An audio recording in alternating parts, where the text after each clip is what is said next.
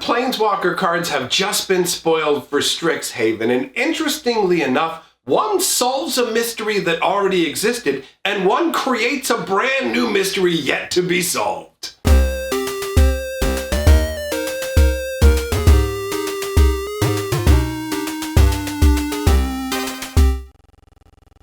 Greetings, owners of fine luxury cardboard rectangles, my friends! We have a surprising treat today. Wizards tricked us. They told us that the spoiler season for Strixhaven was going to start on the 25th, but today we got two spoiler cards, both of which are Planeswalkers, which makes them even more juicy. And what is it today? Today is the 22nd, so we got them 3 days early. Now, as I said in the intro, one of these Planeswalkers solves a mystery that was already existing, and another creates a new mystery that is already gnawing away at my brain. I want to know more. So we're going to start out with the Planeswalker that has somewhat at least solved a mystery, and that is Kasmina Enigma Sage. All right, so Kasmina, basically when we first saw her, showed up in War of the Spark, but that was the first time that we had seen her, right? She was known as the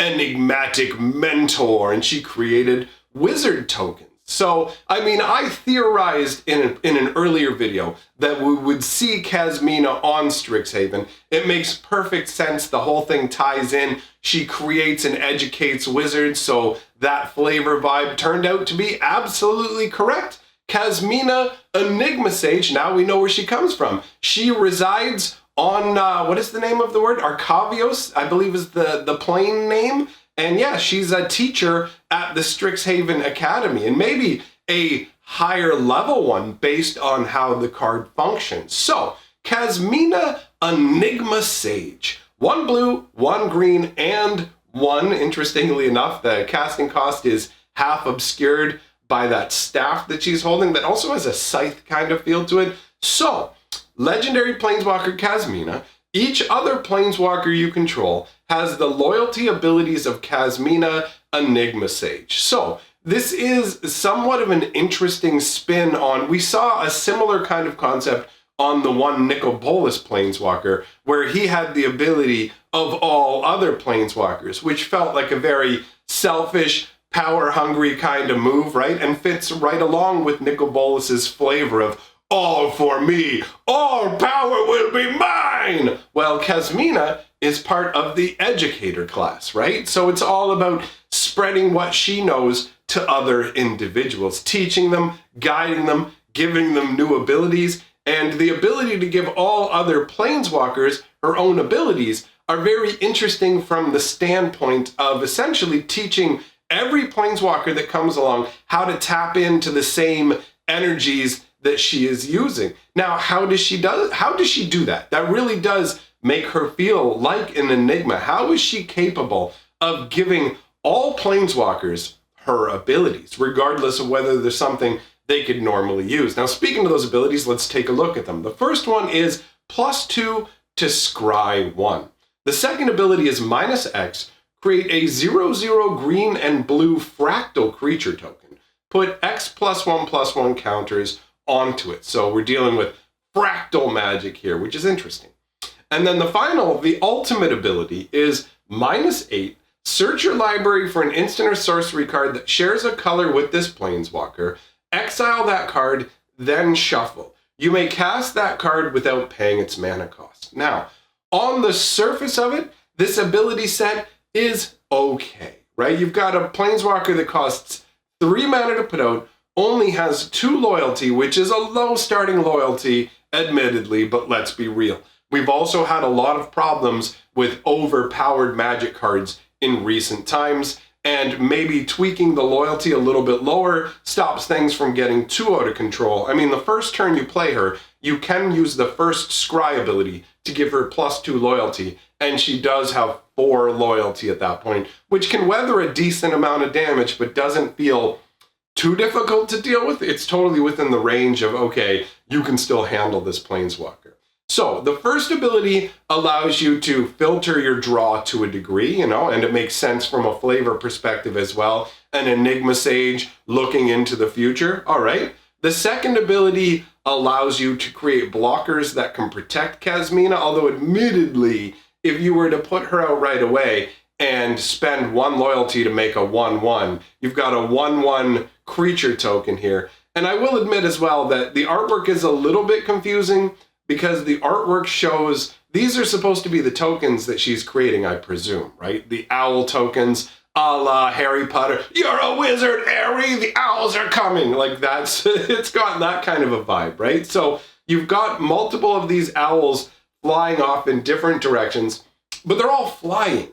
And her ability doesn't create flying tokens. So I feel like this is a card where from the point of concepting it and the point of actually balancing it for gameplay, enough changes have been made that you go, okay, this should be a flying creature. What was it originally concepted as? But either way, that's a little bit of a weird flavor issue with the second ability, but from a perspective of you can make a creature to block with to basically get in the way and protect Kasmina, that's okay. But if you do it right when you put her out, you're gonna have a 1/1 token and a 1 loyalty planeswalker, which feels pretty precarious.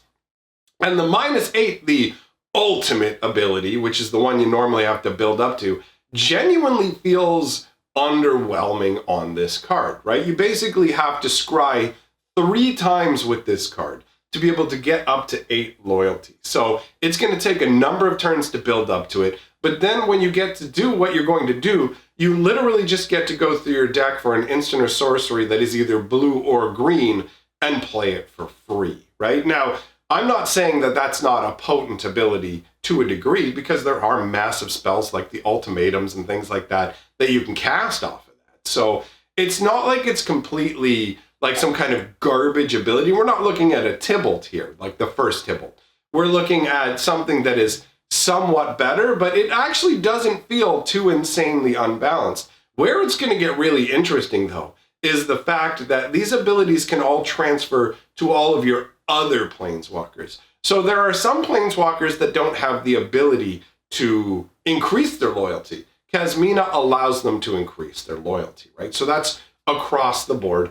All planeswalkers will have the ability to make creature tokens as well, depending on, some planeswalkers come out with huge amounts of loyalty. So you can make big fat creatures off of them to start with. And then the -8 ultimate ability applied across all of your planeswalkers, you could get access to all the different colors of Magic and get any different spell from your deck, which does up the power level a bit. The fact that she tacks this ability on to all other planeswalkers definitely makes the power level of this card a little more difficult to ascertain, because when you look at it in a vacuum, Kasmina feels okay. But depending on what you can combine her with, this could actually be really, really crazy. And I definitely love the flavor of her being able to teach other planeswalkers how to scry. You know, like colors that normally would never have access to that ability, or these other abilities here. And it's funky that even if the planeswalker is completely like a different color, for example, a black planeswalker, a red planeswalker, they're still capable of making green and blue fractal creatures. So the fact that Kasmina is able to share her magic amongst all planeswalkers is really cool from a innovative standpoint, and also really cool from the perspective of somebody who is going to be heavily aligned with a mage school, a mage university, right? So overall for me, that's a pretty big win. The artwork is solid as well. You've got Kasmina standing there in a fairly imposing manner. She's got her staff up to the one side with that crazy scythe head, and there's this like glowing sphere of power that her hand is. I assume this is the creation of yet another one of these owls, because you can see in the artwork that there at least are 1, 2, 3, 4, 5, with maybe the hint of another owl flying off in the distance there. So I presume what's going on down here with her hand is another creation of these fractal owls. So she's got owls flying out in all kinds of directions. Admittedly, that does somewhat contradict the second ability to a degree, where she can't even make 1/2/2 owl without going away when you first cast her, because it would eat up all her loyalty. So her having 5 of these different owls kind of feels... The artwork doesn't fit perfectly, and I mean, we've already covered why that probably is. Most likely, this was created with a different concept in mind. And ultimately they were like, okay, well, I mean, she's got to make tokens in some way because we've got the artwork full of owls, but there's definitely a bit of a disconnect there. That's really the only complaint I have about the card, is the fact that the owls are shown flying, but she can't make flying owls. So that is a bit of a flavor fail, but I assume that's for mechanical reasons to balance out the power level of the card. So I'm not going to get too nitpicky with that. Now, I said there was another Planeswalker, and that one created a new mystery. So let's take a look at Professor Onyx. So Professor Onyx is interesting, right? We're going to have Planeswalkers that are teachers at Strixhaven. So Professor Onyx is 2 black and 4, and here's where it gets really interesting. In the type line where it says Legendary Planeswalker Liliana. So Professor Onyx is actually Liliana. All right, now somebody, I don't remember the name, I just remember the joke. They posted on Reddit, there is a card called Liliana of the Veil. They called it Liliana of the Yale. And you got to appreciate that. That is genuinely clever. But regardless, we have a situation where Liliana is shown as a teacher, a professor at Strixhaven. And this is the second time, as far as I recall, the second time in Magic's history where the name of the Planeswalker doesn't actually appear in the name of the card. The first example was the Royal Scions from Throne of Eldraine, where it had the 2 Kenrith twins illustrated in the artwork, and they were just called the Royal Scions, but the type line had their names. So I will admit, at first when I saw the card, I was like, Professor Onyx, who's this? And then I saw it was Liliana. I'm like, oh, that's cool. That's actually really neat. So the abilities of Liliana are thus. We've got Magecraft. Now it appears that the Planeswalkers in Strixhaven are going the same route of the Planeswalkers from War of the Spark, where they have an enchantment style aspect to them. And by that I mean they have like a static effect that's always just kind of sitting there ready to go. So for Kasmina, it was the giving her abilities to everybody. And with Liliana Professor Onyx, it's Magecraft. It's a Magecraft ability that says whenever you cast or copy an instant or sorcery spell, each opponent loses 2 life and you gain 2 life. So Magecraft it's kind of like a short form. It's not exactly a keyword. It's like an ability word. They use it to bring cohesion to the set, but it doesn't have a particular automatic meaning. Like First Strike, Flying, Trample, they always have the exact same defined meaning. Magecraft is just going to be a way to loosely reference things that specifically care about instants and sorcery. So you will see Magecraft on a card and know, okay, this card somehow cares about instants or sorceries, but it will change the way that they care about instants and sorceries. So for Professor Onyx, it's whenever you cast or copy an instant or sorcery spell, each opponent loses 2 life and you gain 2 life. So I guess Liliana kind of has an ability to add some kind of necrotic magic to it that drains energy and infuses it into her, which, I mean, it fits perfectly onto the world of Strixhaven, right? That makes sense. And I like the fact that it's cast or copy, not just one or the other.